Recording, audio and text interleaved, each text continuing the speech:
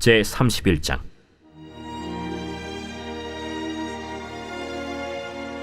야곱이 라반의 아들들이 하는 말을 들은즉 야곱이 우리 아버지의 소유를 다 빼앗고 우리 아버지의 소유로 말미암아 이 모든 재물을 모았다. 야곱이 라반의 안색을 본즉 자기에게 대하여 전과 같이 아니하더라. 여호와께서 야곱에게 이르시되 네 조상의 땅, 네 족속에게로 돌아가라. 내가 너와 함께 있으리라. 야곱이 사람을 보내어 라헬과 레아를 자기 양떼가 있는 들로 불러다가 내가 그대들의 아버지의 안색을 본즉 내게 대하여 전과 같지 아니하도다. 그러할지라도 내 아버지의 하나님은 나와 함께 계셨느니라. 그대들도 알거니와 내가 힘을 다하여 그대들의 아버지를 섬겼거늘 그대들의 아버지가 나를 속여 품삯을 10번이나 변경하였느니라. 그러나 하나님이 그를 막으사 나를 해치지 못하게 하셨으며 그가 이르기를 점 있는 것이 내 삭시 되리라 하면 온 양떼가 낳은 것이 점 있는 것이요 또 얼룩무늬 있는 것이 내 삭시 되리라 하면 온 양떼가 낳은 것이 얼룩무늬 있는 것이니 하나님이 이같이 그대들의 아버지의 가축을 빼앗아 내게 주셨느니라. 그 양떼가 새끼 뵐 때에 내가 꿈에 눈을 들어보니 양떼를 탄 순양은 다 얼룩무늬 있는 것과 점 있는 것과 아롱진 것이었더라. 꿈에 하나님의 사자가 내게 말씀하시기를 야곱아 하기로 내가 대답하기를 여기 있나이다 하매 이르시되 내 눈을 들어보라. 양떼를 탄 순양은 다 얼룩무늬 있는 것, 점 있는 것과 아롱진 것이니라. 라반이 내게 행한 모든 것을 내가 보았노라. 나는 베델의 하나님이라. 내가 거기서 기둥에 기름을 붓고 거기서 내게 선하였으니 지금 일어나 이곳을 떠나서 내 출생지로 돌아가라 하셨느니라. 라헬과 레아가 그에게 대답하여 우리가 우리 아버지 집에서 무슨 분깃이나 유산이 있으리요? 아버지가 우리를 팔고 우리의 돈을 다 먹어버렸으니 아버지가 우리를 외국인처럼 여기는 것이 아닌가? 하나님이 우리 아버지에게서 취하여 가신 재물은 우리와 우리 자식의 것이니 이제 하나님이 당신에게 이르신 일을 다 준행하라. 야곱이 일어나 자식들과 아내들을 낙타들에게 태우고 그 모은 바 모든 가축과 모든 소유물 곧 그가 밧단 아람에서 모은 가축을 이끌고 가나안 땅에 있는 그의 아버지 이삭에게로 가려 할세. 그때 라반이 양털을 깎으러 갔으므로 라헬은 그의 아버지의 드라빔을 도둑질하고 야곱은 그 거취를 아람 사람 라반에게 말하지 아니하고 가만히 떠났더라. 그가 그의 모든 소유를 이끌고 강을 건너 길르앗 산을 향하여 도망한 지 3일 만에 야곱이 도망한 것이 라반에게 들린지라. 라반이 그의 형제를 거느리고 7일 길을 쫓아가 길르앗 산에서 그에게 이르렀더니 밤에 하나님이 아람 사람 라반에게 현몽하여 이르시되 너는 삼가 야곱에게 선악간에 말하지 말라. 라반이 야곱을 뒤쫓아 이르렀으니 야곱이 그 산에 장막을 친지라. 라반이 그 형제와 더불어 길르앗 산에 장막을 치고 라반이 야곱에게 이르되 내가 나를 속이고 내 딸들을 칼에 사로잡힌 자같이 끌고 갔으니 어찌 이같이 하였느냐? 내가 즐거움과 노래와 북과 수금으로 너를 보내겠거늘 어찌하여 내가 나를 속이고 가만히 도망하고 내게 알리지 아니하였으며 내가 내 손자들과 딸들에게 입맞추지 못하게 하였으니 내 행위가 참으로 어리석도다. 너를 해할 만한 능력이 내 손에 있으나 너희 아버지의 하나님이 어젯밤에 내게 말씀하시기를 너는 삼가 야곱에게 선악간에 말하지 말라 하셨느니라. 이제 내가 내 아버지 집을 사모하여 돌아가려는 것은 옳거니와 어찌 내 신을 도둑질하였느냐? 안녕하세요. 청취자 여러분을 위한 맞춤형 지식 탐험에 오신 것을 환영합니다. 오늘은 여러분이 보내주신 학술 자료 위트니스호 교수의 야곱 묵상을 가지고 창세기 31장 속으로 한번 깊이 들어가 보려고 합니다. 사실 이 이야기가 처음 읽으면 그냥 좀 심각한 가족 불화처럼 보이잖아요. 뭐 장인이랑 사위가 재산 문제로 다투다가 결국 사위가 야반도주하는 그런 느낌도 좀 있고요. 그런데 이 자료는 완전히 다른 그림을 보여주더라고요. 맞아요. 이게 인간의 교활한 계산이랑 또 하나님의 거대한 계획이 정면으로 부딪히는 아주 치밀하게 짜인 신학 드라마라는 겁니다. 바로 그 지점이죠. 오늘 저희는 바로 그 드라마의 막후를 들여다볼 겁니다. 이 자료를 길잡이 삼아서 등장인물들이 각자 어떤 안경을 쓰고 세상을 보는지, 또 그 관점의 충돌이 어떤 결과를 낳는지 그걸 한번 추적해 볼 거예요. 네네. 특히 그 라반의 아들들이 내세우는 지극히 현실적인 경제 논리, 그리고 모든 것을 신앙의 눈으로 재해석하는 야곱의 증언, 이게 어떻게 충돌하는지, 그리고 그 팽팽한 긴장 속에서 보이지 않는 손이 어떻게 움직이는지를 파헤치는 게 오늘의 임무입니다. 와, 아주 흥미진진하겠는데요? 그럼 오늘의 탐사를 관통하는 핵심 질문을 던지면서 시작해 보겠습니다. 과연 이 한 편의 드라마는 결코 실패하지 않는 하나님의 섭리와 어떻게든 이득을 보려는 인간의 속임수 사이의 갈등을 어떻게 보여주는가? 그리고 이를 통해 신앙의 본질, 또 우상숭배의 실체에 대해 무엇을 말하고 있는가? 그럼 갈등의 시작부터 한번 살펴보죠. 1절을 보면 라반의 아들들이 불평을 터뜨립니다. 야곱이 우리 아버지의 소유를 다 빼앗고 우리 아버지의 소유로 말미암아 이 모든 재물을 모았다. 어떻게 보면 되게 당연한 불만 같아요. 외부에서 굴러온 돌이 우리 집 재산을 다 차지한 것처럼 보이니까요. 그렇죠. 아주 현실적인 경제적 관점입니다. 그런데 자료에서는 바로 그 관점을 하나님의 존재를 완전히 쥐어버린 유물론적 세계관이라고 아주 날카롭게 지적해요. 아, 유물론적 세계관이요? 네. 이들에게 세상은 일종의 제로섬 게임인 거예요. 제로섬 게임? 네. 세상의 재물 총량은 정해져 있는데 야곱의 파이가 커졌으니 당연히 우리 파이가 줄어들었다. 딱 이렇게 생각하는 거죠. 아, 누군가 얻으면 반드시 다른 누군가는 잃는다는 생각이군요. 맞습니다. 그리고 자료에서 정말 무릎을 탁 치게 만든 부분이 있었는데요. 라반 아들들의 이런 제로섬 사고방식이 신약에 나오는 탕자의 비유 속 큰아들이랑 정확히 똑같다는 거예요. 아, 그 아버지한테 동생한테는 살진 송아지를 잡아주면서 나한테는 욤소 새끼 한 마리도 안 주셨잖아요 하고 까지던 그 형 말이군요. 예, 바로 그거죠. 동생이 돌아온 기쁨보다 내 몫의 재산이 줄어들었다고 생각하는 그 관점. 하나님의 은혜나 축복이라는 변수는 아예 계산에 넣지도 않는 거죠. 수천 년 전 메소포타미아의 가부장 집안이나 1세기 유대의 밭에서나 이 하나님의 은혜를 이해 못하는 인간의 계산법은 똑같았다는 통찰입니다. 와, 그 비유는 생각도 못했네요. 그러니까 라반의 아들들이나 탕자의 형이나 하나님이 주시는 복이라는 개념 자체가 없고 내 파이가 줄어든다 이 생각에만 사로잡혀 있었다는 거군요. 그런데 이런 비난에 대한 야곱의 대응이 또 걸작이잖아요. 바로 그 지점이 이 본문을 어떻게 읽어야 하는지, 즉 해석학의 핵심입니다. 야곱은 완전히 다른 안경을 끼고 지난 20년을 돌아봐요. 자료에서는 이걸 야곱의 신앙적 해석학이라고 부르더군요. 신앙적 해석학. 네, 똑같은 사건을 겪었지만 야곱은 하나님은 이 사건을 통해 뭘 하고 계신가? 이 질문을 던지면서 모든 것을 재배열하는 거죠. 그의 긴 변론을 보면 세 가지 구조가 뚜렷해요. 첫째, 나는 이렇게 성실하게 일했다. 둘째, 하지만 당신, 라반은 나를 계속 속였다. 그리고 마지막, 가장 중요한 세 번째, 그럼에도 불구하고 하나님이 나를 지키시고 당신의 것을 내게로 옮기셨다. 듣고 보니 정말 그렇네요. 단순히 억울함을 토로하는 게 아니라 자기 인생에 대한 하나의 신학적 해석을 내놓고 있는 거군요. 맞습니다. 이건 더 이상 베델에서 벌벌 떨며 도망치던 야곱이 아니에요. 언약의 계승자로서 자기 삶에 담긴 하나님의 서사를 읽어내는 수준으로 성장한 거죠.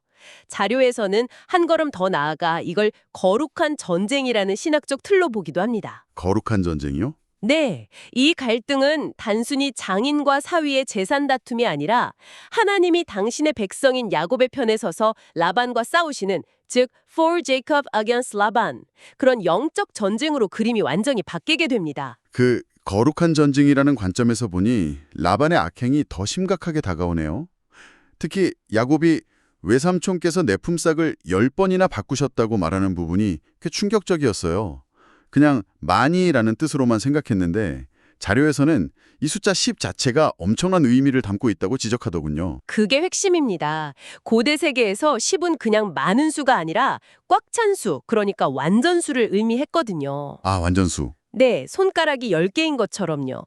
그러니까 야곱의 이 말은 어쩌다 한두 번 속인 게 아니라 당신은 작정하고 완벽하게 구조적으로 나를 착취했습니다라는 아주 강력한 고발인 셈이죠. 와, 그냥 변덕이 아니었다는 거네요. 그렇죠. 그래서 자료에서는 이걸 시스템으로 굳어진 갑질이라고 표현하더라고요. 라반 개인의 변덕이 아니라 야곱이 빠져나갈 수 없도록 만들어진 착취 시스템이었다는 거죠. 그리고 이 구조는 신학적으로 출애굽기에 나오는 바로 왕의 압제와 똑같은 모델입니다. 바로 왕이요? 네. 바로 왕도 이스라엘 백성의 노동력을 착취해서 자기 부를 쌓고 그들을 영원히 이집트의 노예로 묶어두려 했잖아요. 라반과 바로 둘 다 하나님의 언약 백성을 경제적, 영적으로 예속시키려는 가부장적 폭력의 원형인 셈입니다. 그렇게 연결해서 보니 라반이 야곱을 석박하기 위해 사용했던 계약과 하나님이 야곱을 이끄시는 언약의 차이가 더 선명하게 드러나는 것 같습니다. 정확합니다. 라반의 계약은 언제나 야곱을 올가매는 덫이었죠. 하지만 하나님은 결정적인 순간에 2번 개입하셔서 이 덫을 끊어버리십니다. 2번이요? 네. 첫째는 야곱에게 직접 나타나셔서 네 조상의 땅으로 돌아가라. 내가 너와 함께 있으리라고 명령하시는 장면이에요. 이건 창세기 28장 베텔에서 주셨던 약속, 즉 언약을 다시 확인시켜 주시는 거죠. 아, 내가 너를 지키고 반드시 이곳으로 돌아오게 하겠다는 그 약속 말이군요. 그렇죠. 과거의 약속을 현재의 명령으로 이어주시는 거예요. 하나님의 언약은 해방과 신실함의 약속입니다. 그리고 2번째 개입은 더 극적이에요. 야곱을 추격해온 라반의 꿈에 나타나셔서 너는 삼가 야곱에게 선악간에 말하지 말라고 직접 경고하시죠. 와, 이건 라반의 악한 의도를 초자연적으로 막으시는 하나님의 직접적인 전쟁 수행 방식입니다. 그래서 야곱의 가나안 귀환은 단순한 야반도주가 아니라 경제적 속박과 영적 억압으로부터의 영적 출애굽이라는 거대한 역사적 의미를 갖게 되는 겁니다. 야곱이 이렇게 하나님의 보호하심을 확신하고 떠나기로 결심하는데 여기서 정말 예상치 못한 인물이 등장해서 사건을 복잡하게 만들죠. 바로 아내 라헬입니다. 아버지 물건에 손을 대는데 이게 그냥 종도둑 수준이 아니더라고요. 드라빔이라는 걸 훔치잖아요. 이게 도대체 뭔가요? 이 드라빔이 이 이야기의 가장 기이하면서도 중요한 열쇠입니다.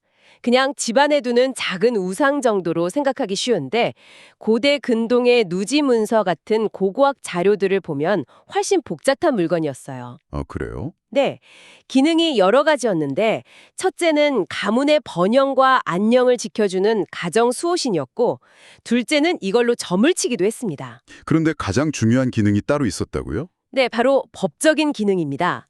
드라빔은 그 집안의 상속권을 상징하는 매우 중요한 법적 증표였어요. 상속권이요? 네, 장자에게 이 드라빔이 넘어가면 가문의 리더십과 재산 상속권이 공식적으로 인정되는 셈이었죠. 아, 그러니까 요즘으로 치면 아버지 서재에서 몰래 인감도장이나 집문서를 훔친 거나 마찬가지인 거네요? 그렇죠. 아니, 스케일이 훨씬 크죠. 단순한 유산 상속을 넘어 가문의 영적인 권위까지 가져오는 상징물이었으니까요. 그러니 라반이 어찌 내 신을 두둑질하였느냐며 거의 이성을 잃고 쫓아온 게 이해가 되는 대목입니다. 아하, 이건 단순한 종교적 분노가 아니라 자기 가문의 정체성과 미래가 통째로 도둑맞았다는 공포였던 거죠. 그렇군요. 그럼 라헬은 도대체 왜 이걸 훔쳤을까요? 아버지의 상속권을 탐낸 걸까요? 아니면 그냥 부적으로 삼으려고 했던 걸까요? 그리고 훔친 뒤에 그걸 낙차 안장 밑에 숨기고 깔고 앉는 행동은 정말 너무 대담하지 않나요? 이 자료가 주목하는 신학적 메시지가 담겨 있습니다. 자료는 이 장면을 아주 기가 막힌 서사적 풍자라고 해석해요. 서사적 풍자요. 네, 생각해보세요. 라반에게 드라빔은 가문의 운명을 쥔 신성한 존재잖아요. 그런데 라헬은 그 신성한 존재를 고대 율법에서 부정하다고 여겨지는 생리 중에 있는 자신의 엉덩이 밑에 깔아 뭉겨버립니다. 아, 정말 통쾌한데요? 그렇죠. 이것은 네가 신이라고 부리는 그것의 진짜 자리가 어디인지 봐라. 내 엉덩이 밑이다 라고 선언하는 것과 같아요. 그 우상의 본질적인 무력함과 무가치함을 이보다 더 극적으로 보여줄 수는 없죠. 훗날 이사야 같은 선지자들이 눈이 있어도 보지 못하고 입이 있어도 말하지 못하는 나무토막 우상을 조롱하는데 라헬은 몸으로 그 신학을 보여준 셈입니다. 정말 대단한 풍자네요. 동시에 라헬의 신앙 상태도 좀 엿보이는 것 같아요. 맞습니다. 이 사건은 라헬의 신앙이 아직 순수한 야훼 신앙과는 거리가 멀었다는 것도 보여줍니다. 그녀에게 드라빔은 경배의 대상이라기보다는 뭐랄까 불확실한 미래의 안전과 물질적 축복을 보장받기 위한 일종의 보험 같은 도구였을 겁니다. 아, 보험이요? 네, 하나님도 믿지만 혹시 모르니 이것도 챙겨가자 식의 혼합주의적 신앙이죠. 그녀 역시 여전히 인간적인 계산에서 완전히 자유롭지 못했던 겁니다. 이 이야기에서 또 하나 눈에 띄는 건 꿈이 반복적으로 등장한다는 점이에요. 야곱의 인생을 보면 중요한 전환점마다 꿈이 나타나죠. 그가 하란으로 도망칠 때 베델에서 꾼 꿈이 있었고, 이제 하란을 떠날 때 또 꿈을 통해 명령을 받습니다. 이 두 꿈은 어떻게 연결되나요? 두 꿈은 하나님의 계시가 어떻게 점진적으로 깊어지는지를 보여주는 아주 중요한 사례입니다. 베델의 꿈이 모든 것을 잃고 쫓기는 도망자에게 주신 약속의 계시였다면, 이번 꿈은 20년의 고된 훈련을 통해 그 약속이 어떻게 성취되는지를 경험한 사람에게 주시는 소명의 계시라고 할 수 있습니다. 아, 약속에서 소명으로. 네. 하나는 위로와 보증이었고, 다른 하나는 이제 일어나 행동하라는 명령인 셈이죠. 특히 이번 꿈에서 하나님께서 자신을 소개하시는 방식이 아주 중요합니다. 나는 베델의 하나님이라 라고 말씀하시거든요. 네, 13절에요. 네. 새로운 이름이나 능력으로 자신을 드러내시는 게 아니라 20년 전 그 막막했던 첫 만남의 장소, 베델을 상기시키십니다. 이건 계시의 연속성을 강조하는 거예요. 지금 내가 너에게 하는 이 명령은 뜬금없는 것이 아니라 20년 전 내가 너에게 했던 그 약속에 뿌리를 두고 있다는 것을 분명히 하시는 거죠. 그렇기 때문에 자료에서는 야곱을 단순히 족장이 아니라 선지자적 기능을 수행한 인물로까지 평가하는군요. 맞습니다. 야곱이 공식적으로 선지자라는 직함을 받진 않았지만 그의 역할은 분명히 선지자적입니다. 율법이 명확하게 주어지기 이전 시대에 하나님이 당신의 뜻을 알리고 구원의 역사를 이끌어 가시는 핵심적인 통로가 바로 꿈이었거든요. 민수기 12장에서도 하나님은 내가 꿈으로 그와 말하리라고 하시죠. 아, 맞아요. 네. 야곱은 반복되는 꿈 계시를 통해 거대한 구원사의 흐름 속에서 하나님의 뜻을 받고 그것을 자기 삶으로 수행했다는 점에서 선지자의 역할을 감당했다고 볼 수 있습니다. 즉 하나님은 야곱 개인의 꿈이라는 아주 미시적인 사건을 통해 라반의 압제에 맞서는 거룩한 전쟁이라는 거시적인 역사를 이끌어 가신 셈입니다. 자, 오늘 나눈 이야기들을 종합해보니 그림이 정말 새롭게 그려지네요. 창세기 31장은 단순히 한 가족의 지저분한 이별 이야기가 아니라 하나님의 거대한 섭리가 인간의 이기적인 계산과 구조적인 악, 그리고 심지어 믿는 자의 불완전한 믿음까지도 모두 사용해서 어떻게 당신의 역사를 만들어가는지를 보여주는 한편의 깊이 있는 신학 논고 같습니다. 정확합니다. 이 자료가 우리에게 던지는 궁극적인 메시지는 이것이라고 생각합니다. 속임수는 잠시 성공하는 것처럼 보일지 몰라도 섭리는 결코 실패하지 않는다. 라반은 마지막 순간까지 자기 계산기를 두드렸지만 하나님은 이미 야곱을 위해 출구를 완벽하게 준비해 두셨습니다. 네. 야곱과 라헬은 여전히 흠 많고 불완전했지만 하나님은 그들을 언약의 역사 안에서 구별하고 보호하고 마침내 인도해 내셨죠. 결국 하나님의 백성은 속임수의 집에서 나와 약속의 땅을 향해 가게 된다는 것. 그것이 이 이야기의 핵심입니다. 오늘날을 살아가는 우리에게도 정말 깊은 질문을 던져주는 것 같습니다. 본문에서 하나님은 꿈이라는 아주 명확하고 초자연적인 반식으로 개입하셔서 야곱에게 길을 알려주시고 라반을 막아주시잖아요. 그렇다면 그런 명확한 신적 경고나 계시가 없는 시대를 살아가는 우리는 우리 삶의 라반들, 즉 아주 교묘하고 시스템적으로 작동하는 불이나 착취를 어떻게 분별해야 할까요? 그리고 우리를 향해 약속된 본향으로 돌아가라고 하시는 하나님의 부르심을 우리는 오늘날 어떤 방식으로 듣고 순종할 수 있을까요? 이 질문을 청취자 여러분과 함께 고민해보면서 오늘 분석을 마치겠습니다.